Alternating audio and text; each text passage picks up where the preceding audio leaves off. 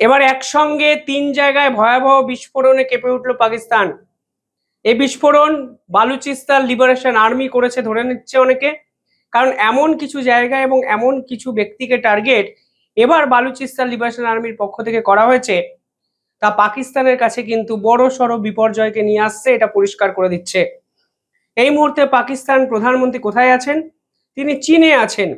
SCO সামিটে তিনি যোগদান করেছিলেন এবং এসসিও সামিটে তার ভাড়ারে জুটেছে মস্ত বড় একটা লণ্ঠন, হাতে হ্যারিকেন, শূন্য গোল্লা, কিচ্ছু পাননি তিনি সেখানে। উল্টে তিনি যখন চীনে আছেন তখন তার দেশের তিনটে গুরুত্বপূর্ণ জায়গা রীতিমতো সুসাইড বোম্বিং এ উড়িয়ে দিল বালুচিস্তান লিবারেশন আর্মি। তবে ব্যক্তিগতভাবে এই বালুচিস্তান লিবারেশন আর্মির বর্তমানে এই অপারেশনাল অ্যাগ্রেসিভনেস আমার একটা জিনিস স্পষ্ট করে মনে করিয়ে দিচ্ছে যে যত না পাকিস্তান কিংবা আসিম মুনিরকে বার্তা দেওয়ার চেষ্টা বালুচিস্তান লিবারেশন আর্মি করছে, তার থেকে অনেক বেশি এই বিস্ফোরণ বার্তা কিন্তু দিল ডোনাল্ড ট্রাম্পকে। কেন ডোনাল্ড ট্রাম্পকে বার্তা দিল? 11ই আগস্ট 2025 অর্থাৎ এই মাসে আমেরিকার পক্ষ থেকে এক বিস্ফোরক ঘোষণা করা হয়। সকলকে চমকে দিয়ে আমেরিকা কি ঘোষণা করে জানেন? ঘোষণা করে এই বালুচিস্তান লিবারেশন আর্মি নাকি ফরেন টেরোরিস্ট গ্রুপ, অর্থাৎ বিএল এর উপর স্যাংশন চাপিয়ে দেয় আমেরিকা, যা বালুচিস্তান লিবারেশন আর্মির কাছে জোর ধাক্কা ছিল সেদিন। বালুচিস্তান লিবারেশন আর্মির পক্ষ থেকে পরিষ্কার প্রশ্ন করা হয়, এই পুরো বিষয়টায় আমেরিকার ইনভলভমেন্ট কোথায়? আমরা আমাদের দেশের সরকারের বিপক্ষে আন্দোলন করছি। যেভাবে দেশের সরকার অর্থাৎ পাকিস্তান সেনাবাহিনী কিংবা পাকিস্তান সরকার আমাদের বালুচিস্তানকে দাবিয়ে রেখেছে, আমাদের স্বাধীনতাকে হরণ করেছে এবং স্বাধীনতার পর থেকে বালুচিস্তানের রিসোর্সকে অপপ্রয়োগ করেছে, এর ফলে আমরা সরকার এবং সেনাবাহিনীর বিপক্ষে স্বাধীনতার এই মুক্তিযুদ্ধ লড়তে বাধ্য হচ্ছি। ডোনাল্ড ট্রাম্প আউট অফ নাওয়্যার তিনি কোথা থেকে এসে আমাদের উপর নিষেধাজ্ঞা চাপিয়ে দিলেন। নিষেধাজ্ঞা চাপানোর পিছনে আরো একটা ট্যাকটিক্যাল মুভও কিন্তু পাকিস্তান সরকারের আছে। আপনাদের হয়তো মনে আছে এই মাসের শুরুতে, মানে আগের মাসের শুরুতে ইনফ্যাক্ট, পাকিস্তানের সেনা প্রধান বর্তমানে যিনি ফিল্ড মার্শাল, তিনি আমেরিকা সফরে গেছিলেন। আসিম মুনিরের সঙ্গে আমেরিকা প্রশাসনের বৈঠকের পরই তারা বালুচিস্তান লিবারেশন আর্মির উপর নিষেধাজ্ঞা চাপান এবং আমেরিকার পক্ষ থেকে ঘোষণা করা হয় তারা নাকি বালুচিস্তানে এবার তেল উৎপাদন বা তেল মানে পরিশোধন ইত্যাদি করবেন। আমেরিকা ঘোষণা করে যে বালুচিস্তানে নাকি ক্রুড অয়েলের রিজার্ভ আছে। মানে এই পুরো ঘোষণাটি পাকিস্তান আমেরিকাকে খাওয়ায় যে আপনারা আমাদের উপরে ট্যারিফ কমিয়ে দিন, বালুচিস্তানে যে তেল লুকানো আছে, মাটির তলায় যে তেলের খনি আছে, সেই তেলের খনি আমরা এবং আপনারা একই সঙ্গে উত্তোলন করব, ফলে যে টাকা হবে আপনারা নিয়ে নেবেন। ফলে এই রকম একটা অফার পাকিস্তানের পক্ষ থেকে ডোনাল্ড ট্রাম্পকে দেওয়া হয়। এবার ডোনাল্ড ট্রাম্প কোনো বিচার বিশ্লেষণ না করে এই অফারটাকে অ্যাকসেপ্ট করে নেন। আমি সত্যিই জানি না পাকিস্তান কি এমন তেলের সন্ধান ডোনাল্ড ট্রাম্পকে দিলেন যে পাকিস্তানের উপর থেকে ট্যারিফ তো কমানো সেদিন হলোই, উল্টে তারা বালুচিস্তান লিবারেশন আর্মিকে ফরেন টেরোরিস্ট অর্গানাইজেশন রূপে আখ্যায়িত করলেন। ফলে বালুচিস্তান লিবারেশন আর্মির উপর স্যাংশন লাগিয়ে দেওয়া হলো আগস্টের শুরুতে। ডোনাল্ড ট্রাম্পের পক্ষ থেকে যে বিবৃতি এসেছিল সেখানে তিনি বলেছিলেন যে পাকিস্তানের মাটির তলায় তেল আছে, কিন্তু তাদের সেই তেল উত্তোলনের পরিকাঠামো নেই, পয়সা নেই, আর্থিক সচ্ছলতা নেই।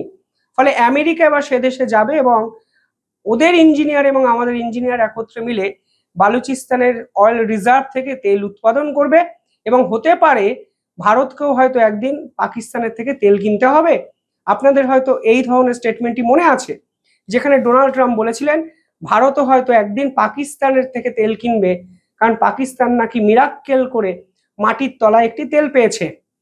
এই ঘটনা যখন হলো, সেই ঘটনা থেকে আজকে দেখুন 20-25 দিন পর বালুচিস্তান লিবারেশন আর্মি দেখিয়ে দিল যে এখানে চীন আসুক কিংবা ডোনাল্ড ট্রাম্প কিংবা পাকিস্তানের আসিম মুনির, তারা পাকিস্তানের সেনাবাহিনীকে বেছে বেছে যেভাবে মারছে মুক্তিযুদ্ধ লড়াইয়ে, তারা শেষ অবধি সেইভাবেই পাকিস্তানকে দুটুকরো করার এই চেষ্টা তারা করে যাবে। এবং এসসিও সামিট যখন চীনে হচ্ছে, যখন চীনে পাকিস্তানের প্রধানমন্ত্রী, তখন পুরো ঘটনাটার মোড় কিন্তু ঘুরে গেল বালুচিস্তানে, জানিয়ে স্বয়ং আমেরিকাও হয়তো কমেন্ট করবে, কারণ তারা বাধ্য হবে কমেন্ট করতে। তাদের দেশে নিষিদ্ধ একটা সংগঠন কিভাবে পাকিস্তান অর্থাৎ তাদেরই সহযোগী একটা রাষ্ট্রকে কার্যত দুভাগে ভেঙে দিচ্ছে এবং তারা কিচ্ছু করতে পারছে না, তাও কিন্তু ডোনাল্ড ট্রাম্পের কাছে বড় একটা ধাক্কা।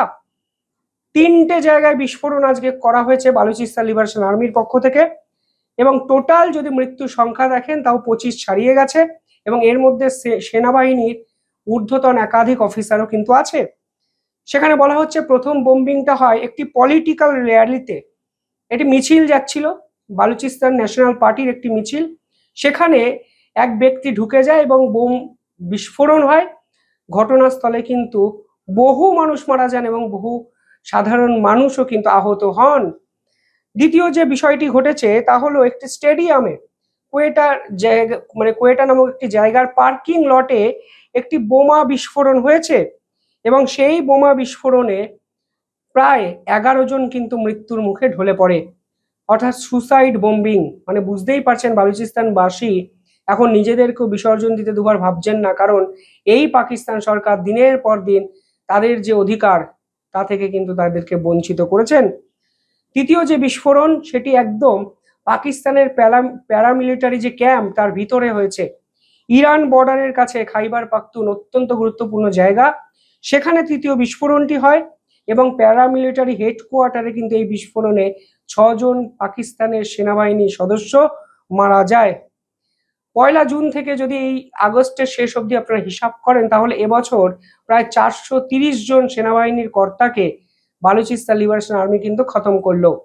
2024-এর সংখ্যাটা ছিল 2526, তার মধ্যে 900 জন ছিলেন আর্মড ফাইটার, 700 জন ছিলেন পাকিস্তান সেনাবাহিনীর সিকিউরিটি পার্সোনাল এবং 900 জন ছিলেন সিভিলিয়ানস।